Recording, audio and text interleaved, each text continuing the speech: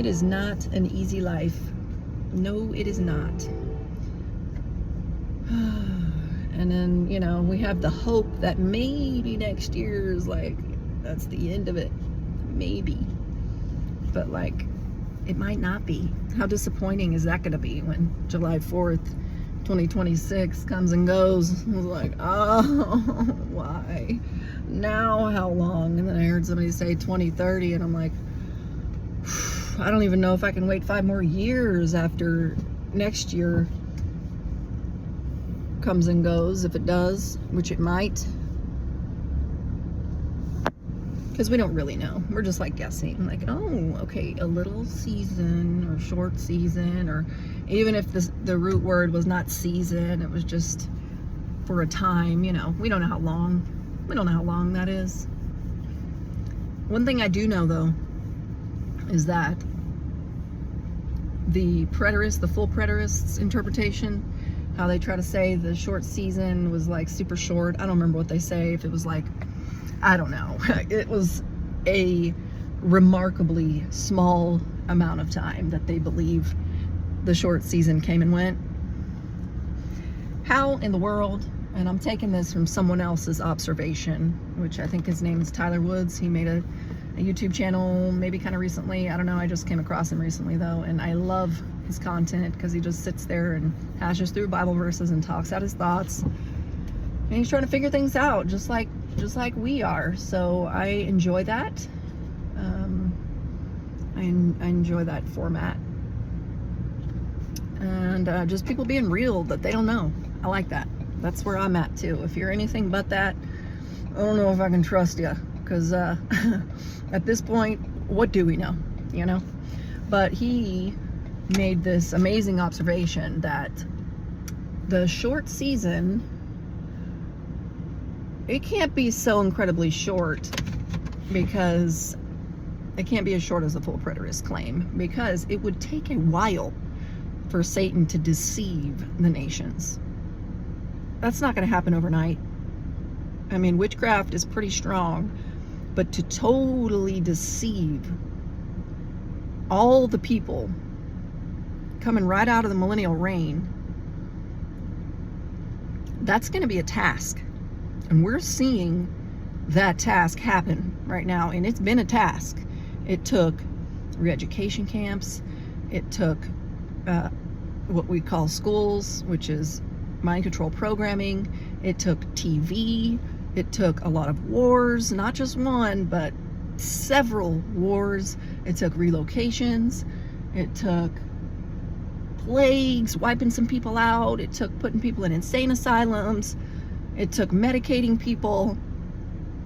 And now, people don't know their history. They don't have their culture anymore. We've all been mixed up and moved around, and no one knows our true history.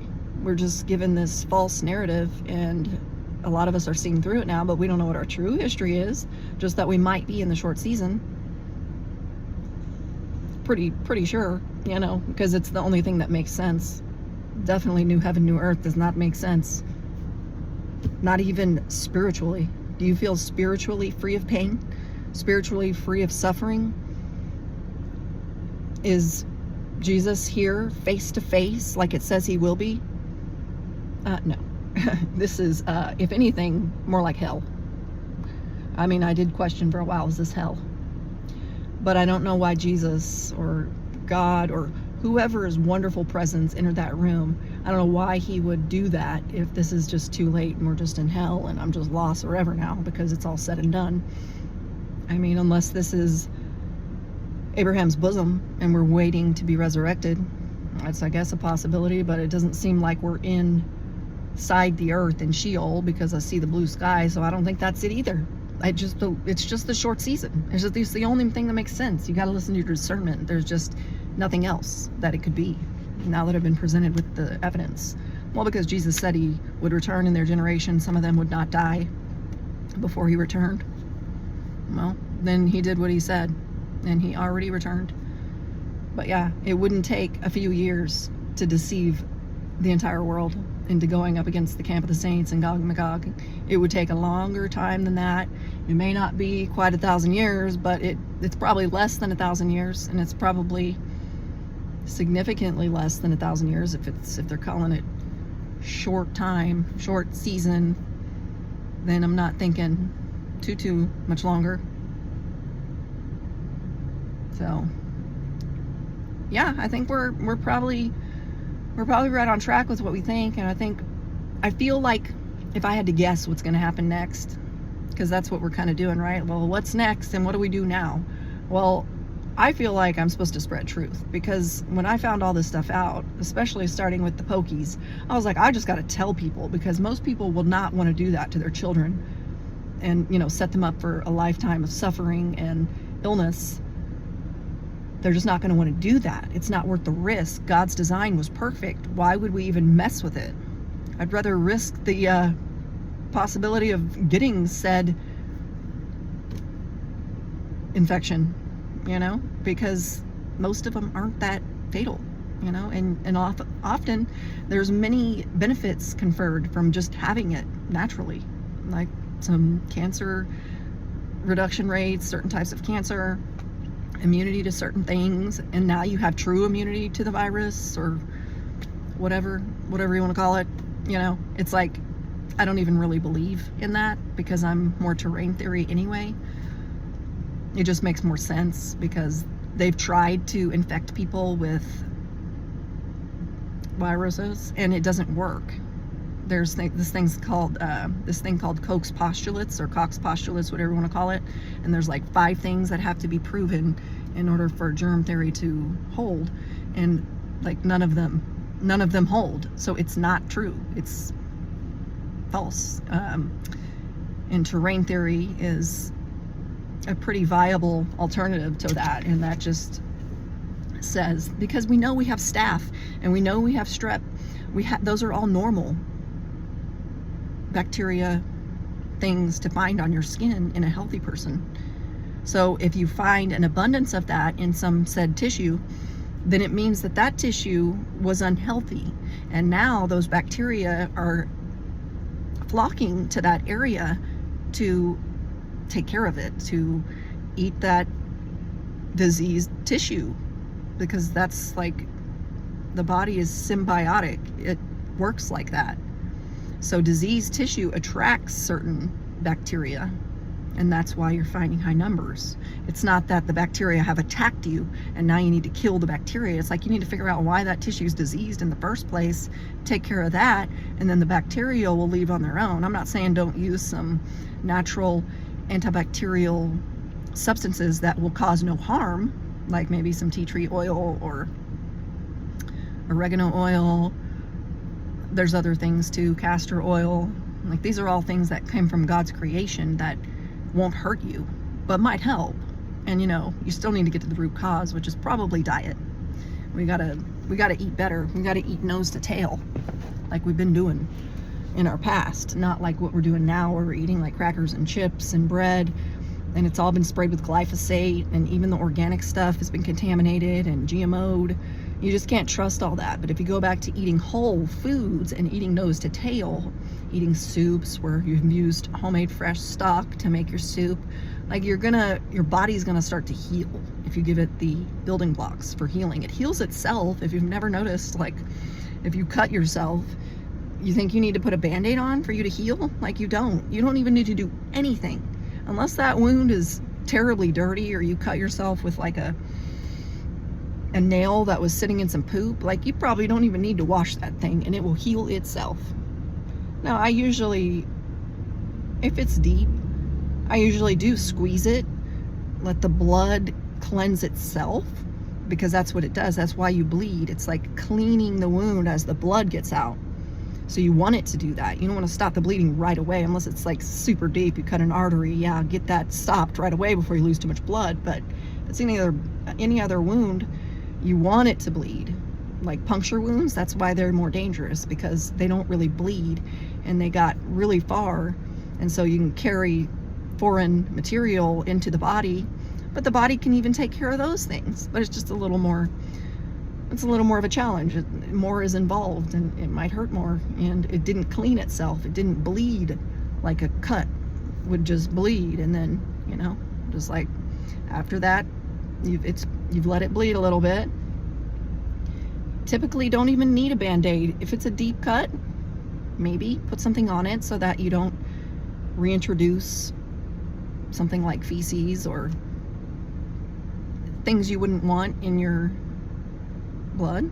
Just, you know, protect that area, and the body heals itself. It's amazing. You don't have to do anything. So, you know, people have forgotten that the body was designed by God, and it doesn't need all these things that the medical wants to throw at it. It's just, they're just making, you know, they're making money. They have a business to run. They want you to run to them for everything, and to think that you need them for protection against all these harms that might come your way, but really you're harming yourself by trusting in them. And God's design is far stronger than they want you to know. Like, they've been trying to throw everything at us, and we're still resilient enough to overcome much of what they've attempted to hurt us with. I bet they're shocked, like, wow, they even came back from that. How'd they do that? It's because it's God's design, and he's more powerful than anything Satan has. And I'm preaching to myself there too, because talking about trauma and all that, like, I know God's more powerful. I just don't like to see how deficient I am because of what I went through. And it's hard. It's hard to overcome, and it's hard to be whole after that much mistreatment. And now not having the support I need to do the job I need to do. It's just frustrating. This little season just sucks. And Satan has been, I don't know what he did at the beginning of this short season, but he traumatized somehow the crap out of people. Like, I don't know if it was the orphans that he managed to, you know, swoop up from all the kids, you know, from all the parents that were just very resistant to the plan. Like, no, I'm not going to shut up. Like, you can't shut me up. I'll do whatever I want. I'll say whatever I want. I'll live wherever I want. You can't touch me. And then just like scoop them up, take the kids, put them in a orphanage, and you know the kind of things that go on nowadays in orphanages. Well, now we have all these traumatized people that are traumatizing other people every which way. So I think that's where it started. It started probably with the orphans, and they had a lot of trauma. And it also started with the people who went to war, because they got some trauma. But it's a little different when you have like one trauma from war as an adult than it is to be traumatized as a developing human by your caregivers who you can't get away from, and you depend on them for survival. So you just got to kind of like play by their rules, even though you know they're jacked up. It's a mind F. It really is. And I think that's where he started this generational cycle, and we just have so many traumatized people around.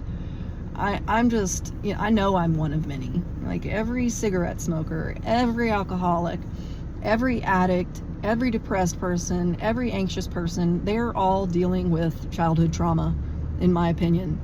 And that means that their parents were traumatized, and that means that they were traumatized by their parents, and it just goes back and back and back. And I think it goes back and back and back to maybe the orphans and those who came back from war, tough times. Like, so that, I think that's part of what we're dealing with. And he's just broken us down and worn us down over time, and we're just tired.